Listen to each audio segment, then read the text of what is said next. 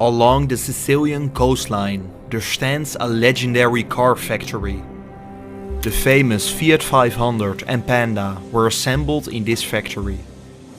After being abandoned for over a decade, we are heading inside for one final look at this incredible piece of automotive history left abandoned.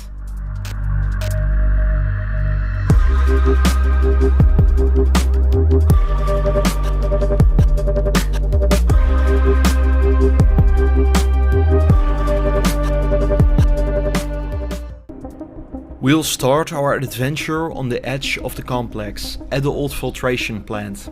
During exploration, I had little information regarding the security or what remained in this place, so I had to sneak around. Not much later, I was inside the plant.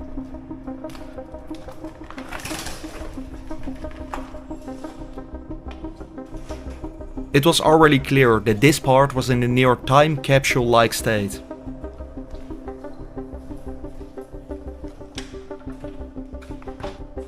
So let's head over to the main highlight, the massive assembly halls.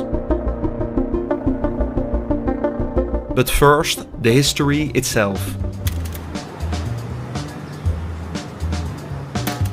The Italian car industry originally centralized around the north of Italy, especially Turin and Milan, which were true industrial hotspots for brands such as Fiat, Lancia and Alfa Romeo.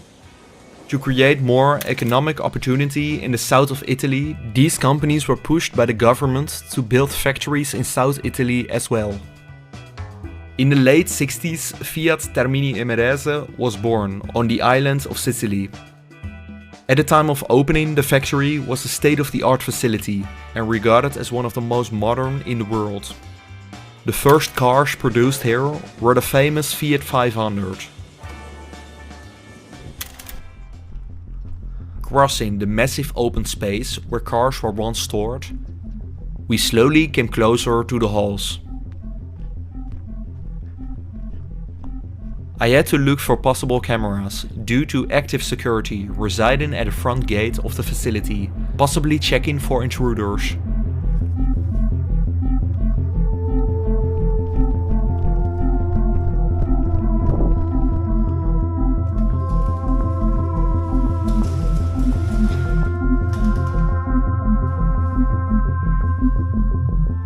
Finally, we got inside the old factory. Once inside, production lines still seemed to be mostly intact.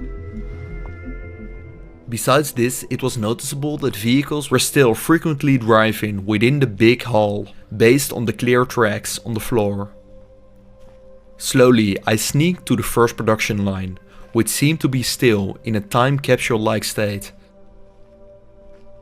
I'm not exactly sure about this area's role in the production, but it was clear that this side of the hall was where cars were nearly finished. Located parallel is a part a bit more recognizable.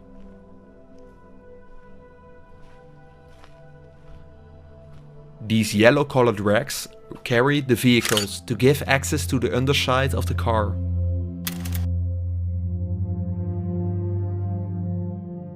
It's in fact incredibly rare for abandoned car factories to have this much stuff inside of them. Most of the time, these machines are the first to go when closed down. After 5 short years of producing the 500, it was finally phased out and followed up by its replacement, the Fiat 126. At this time, during the 70s, the factory was eventually expanded to its current form. When the 1980s started, the 126 was eventually replaced by the highly popular Fiat Panda. Times look bright, both for Fiat and the workers. We arrived at the smaller workshops, which were in the past quite automated, as you can see. In fact, it looked quite modern.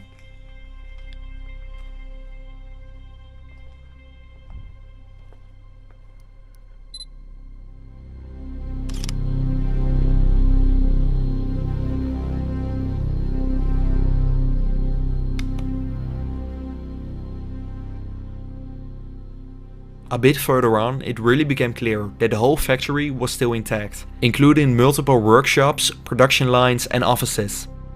The only downside was that this area was very close to the security offices. So I decided to first check out the offices before heading to the riskier parts of the factory.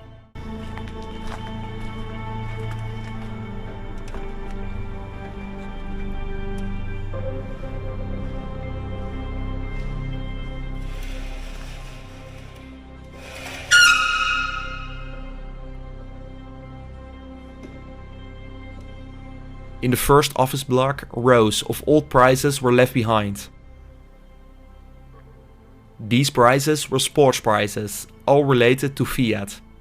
In fact, back in the day, Fiat was known to be quite a social company, prioritizing the workers' well-being to quite a high level. This meant that Fiat organized sports competitions, for example, but also accompanied the factories with loads of natural lighting, outside terraces for the workers and many other luxuries. Those times are long gone today.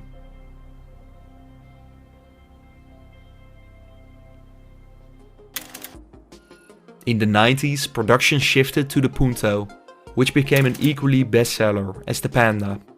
Car production became a lot more competitive, which meant that the factories around Europe had to become larger and more efficient. This factory was quite small and therefore less efficient.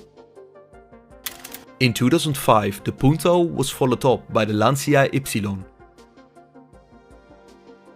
And this car was in fact the last car produced here.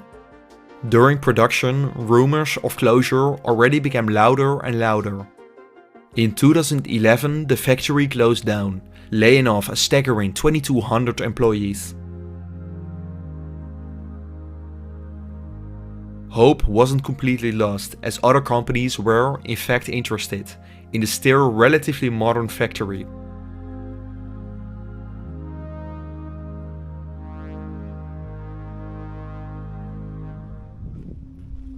The yellow clamps we looked at a moment ago were a whole track, even going into the air.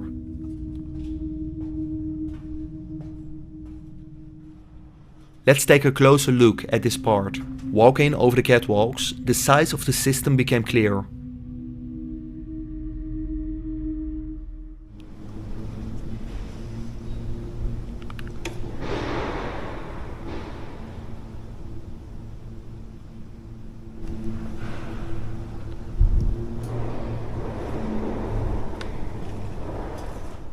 Very loud, multiple bangs could be heard all of a sudden. So it was time to hide.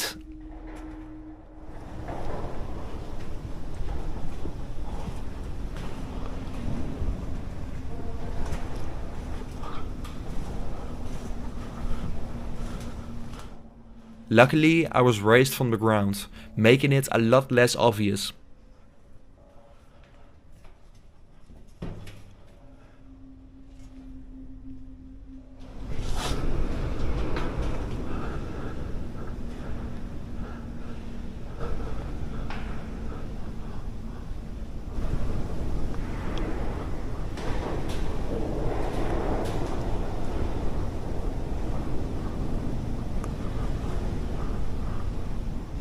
The bangs got closer and closer, and it kind of sounded like they were checking doors.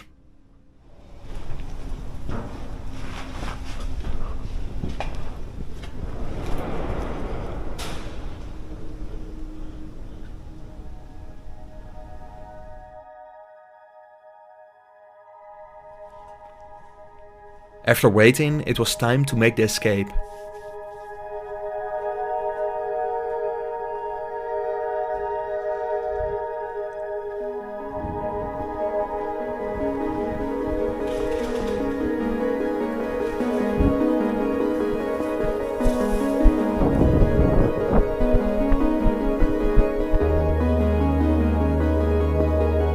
After the closure, the factory switched hands multiple times, but it eventually was sold to BlueTech.